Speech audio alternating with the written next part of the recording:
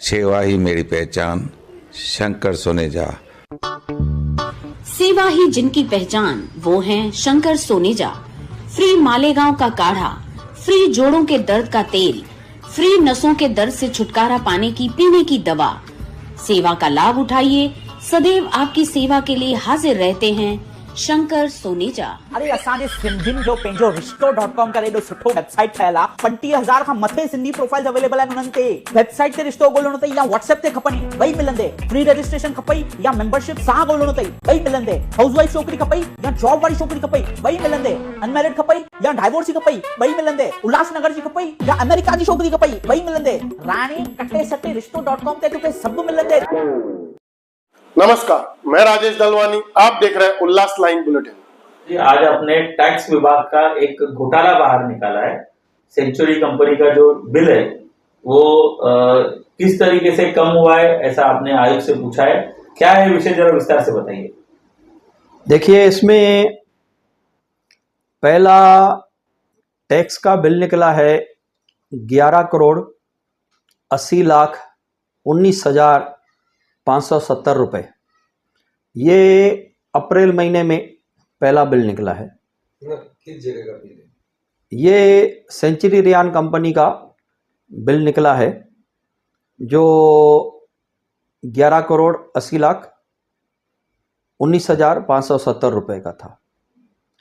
इसके बाद अगस्त महीने में इसी बिल को रिवर्स करके 2 करोड़ 64 लाख 94,058 रुपये का बिल इन्होंने निकाला है।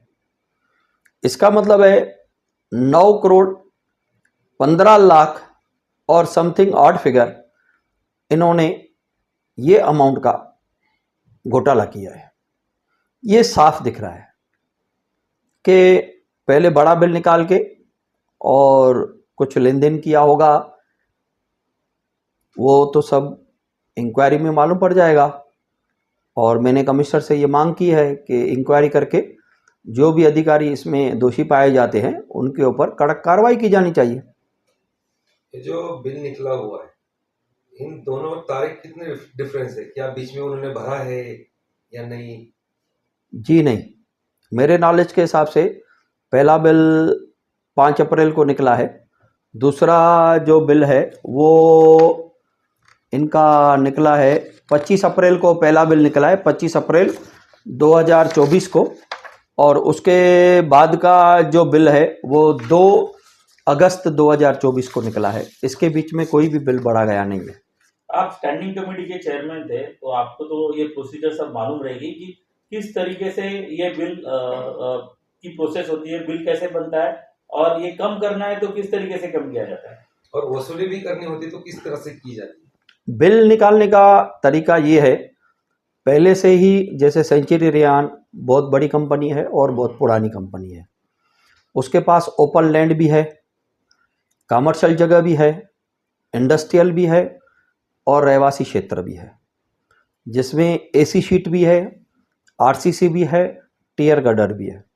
ये सबको मिला के उसकी एक मेजरमेंट होती है।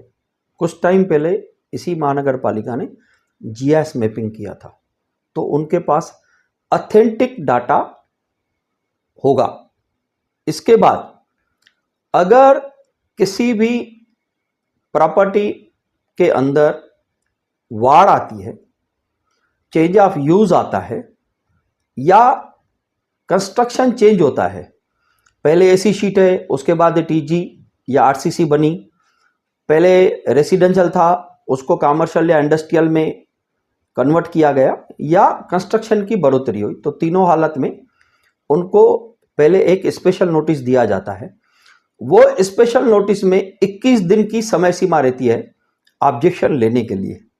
अगर आपने ऑब्जेक्शन नहीं लिया तो बिल निकल जाएगा, और अगर ऑब्जेक्शन लिया गया तो उसकी सुनवाई होगी, हियरिंग होगी, और उधर डिपार्टमेंट का जो भी एचओडी है वो एक स्पीकिंग ऑर्डर पास करेगा और पूरे रीजनिंग के साथ में ये बताएगा कि ये आपकी जगह कम हो रही है या बढ़ रही है, टाइप ऑफ कंस्ट्रक्शन चेंज हो रहा है, या आपने रेसिडेंशियल को कमर्शियल किया है, या जो भी रीज़न है, इसके वजह से मैं आपका ये बिल फाइनल कर रहा हूं।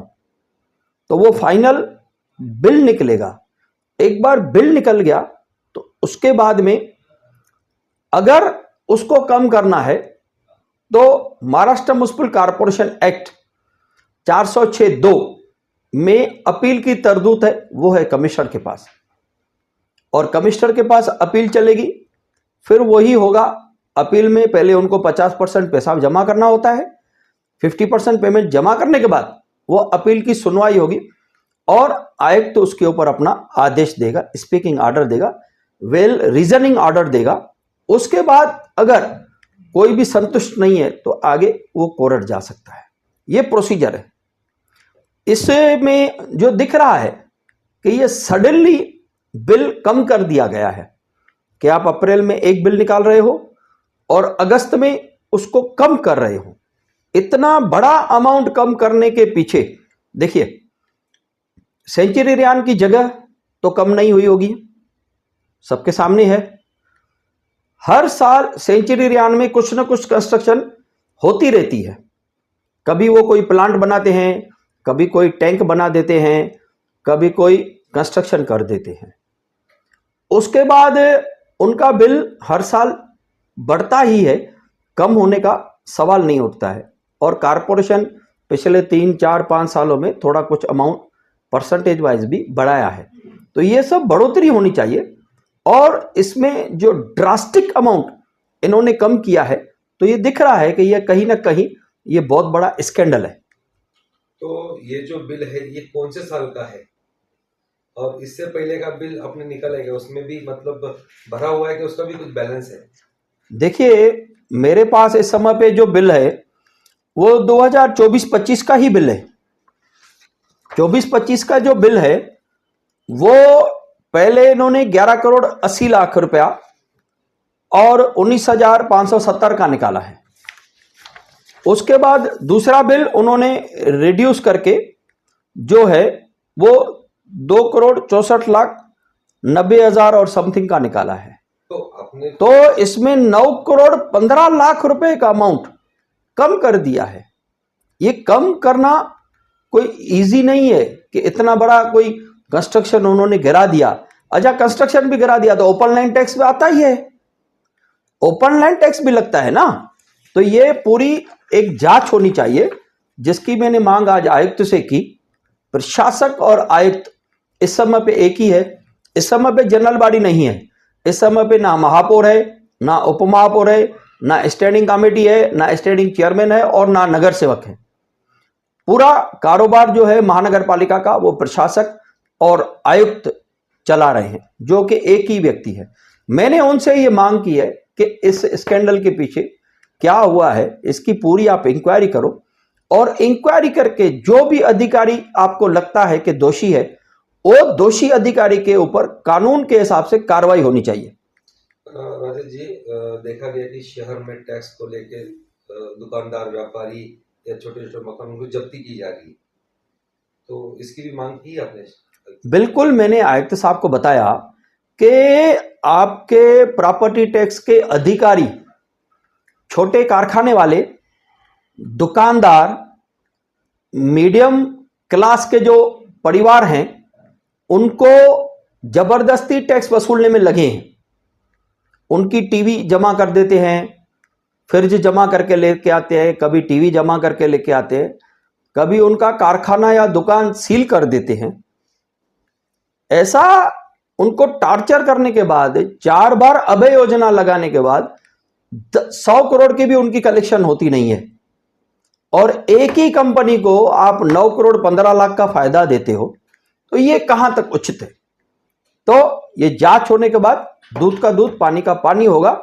और मैंने आयुक्त से मांग की है, ये जोर जबरदस्ती का जो काम है वो बंद किया जाए, और जो बड़े बड़े थकबाकीदार हैं, बड़ी बड़ी कंपनियां हैं, उनके ऊपर कार्रवाई करके उनसे अमाउंट जो थकबाकी है महानगर पालिका की प्रॉपर्टी टैक्स की, वो वसूलनी चाहिए। यानी आपका थेट आरोप है कि जो चेयर पे बैठे हुए जो टैक्स विभाग के अधिकारी है, कर्मचारी है, इन्होंने ये बड़ा करप्शन किया है। ये करप्शन सामने दिख रहा है। मैंने सब्जेक्ट में लिखा है century rayon property tax scam. ये स्कैम है। 11 करोड़ का 11 करोड़ 80 लाख का बिल 2 करोड़ 64 लाख का बिल बन जावे तो ये चमत्कार ही है। और ये चमत्कार सिर्फ उल्लासनगर महानगर पालिका के अधिकारी ही कर सकते हैं और तो कोई नहीं कर नहीं सकता। तो आपने कुछ इंक्वायरी की है, इन्होंने बीच में कुछ भरे हो गए या मैंने आपको बताया, मैंने कम हो गए? देखिए इसमें एक क्लॉज रहता है, जब भी बिल इशू होता है इससे पहले उन्होंने कभी पैसा बढ़ा है तो वो जो नया बिल है, ये बिल है 2 अगस्त 2024 का। इसमें कहीं भी ये लिखा नहीं है कि इन्होंने कोई पहले इस तारीख से पहले मतलब 1/4 से लेकर 2/8 तक उन्होंने कुछ पैसा बढ़ा है। तो पैसा नहीं बढ़ा है, ऐसा नहीं है कि उन्होंने पैसा बढ़ा है और ये अमाउंट उतना कम हुआ है, ऐसा नहीं है। ये उन्होंने इसको रिवर्स किया है। इसका जो वैल्यू है, जो स्क्वायर फीट है, वो दोनों उन्होंने कम करके दिखाया है। तभी जाके ये इतना बना ड्रास्टिक जो कम हुआ है अमाउंट, वो उसके लिए हुआ है।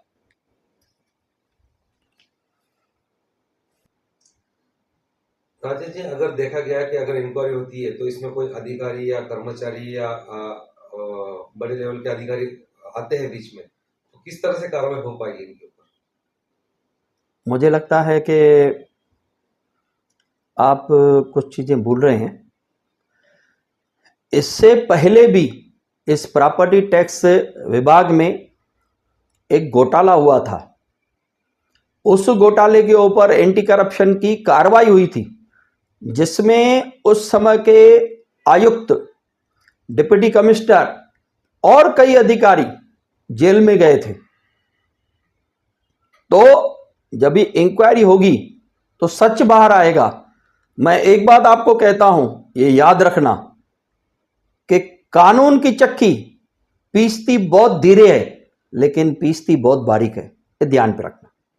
तो उस समय महानगर पालिका में बॉडी थी तो सब होता था, अभी प्रशासन राज चालू है, तो आपको लगता है सब हो पाएगा? देखिए कानून वही है, एंटी करप्शन अपनी जगह पे आज भी कायम है, अर्बन डेवलपमेंट डिपार्टमेंट आज भी अपनी जगह पे कायम है।